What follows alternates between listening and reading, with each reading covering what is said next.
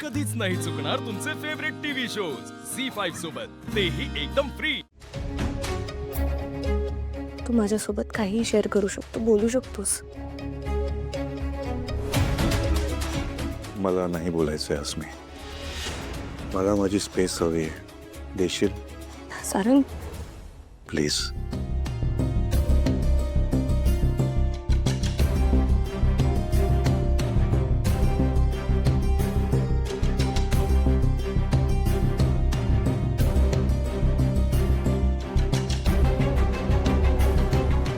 त्या फालतू मुलीने सारंगवर काय जादू केली आहे काय माहित। सारंग इतका का विचार करतोय तिचा?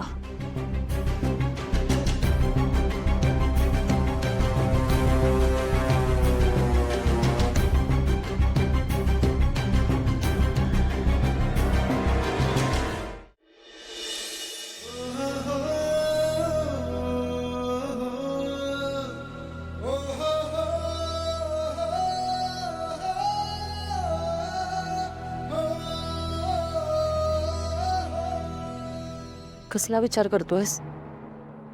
कसला विचार करणार वहिनी? काही राहिलंय का विचार करण्यासारखं? कुठल्याच गोष्टीला अर्थच नाहीये।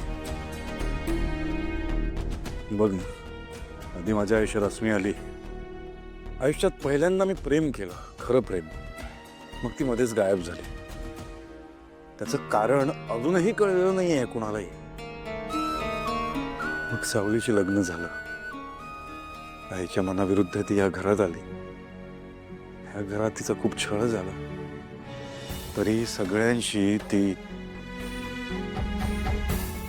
खूप छान पद्धतीने राहिली, मिळून मिसळून राहिली, मलाही त्रास नाही दिला, उलट सगळ्यांची मनं जिंकली तिनं।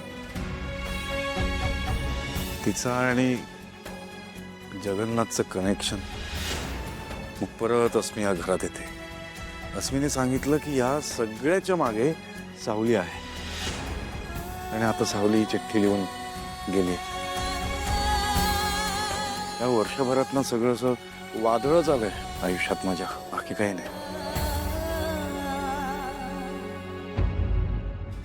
सारंग, मी समजू शकते, या सगळ्यांनी फक्त तुझ्याच आयुष्यात नाही तर आपल्या सगळ्यांच्याच आयुष्यात वादळ आलंय। खूप त्रासदायक आहे सगळं। आणि सारंग, तुला खरं सांगू का, मला नाही वाटत या सगळ्यात सावलीचा काही दोष असेल म्हणून। सारंग, प्लीज एकदा स्वतःच्या मनाला विचारून बघ ना, तुला खरंच असं वाटतं का रे की सावली सगळं करू शकते, एवढं खोटं बोलू शकते?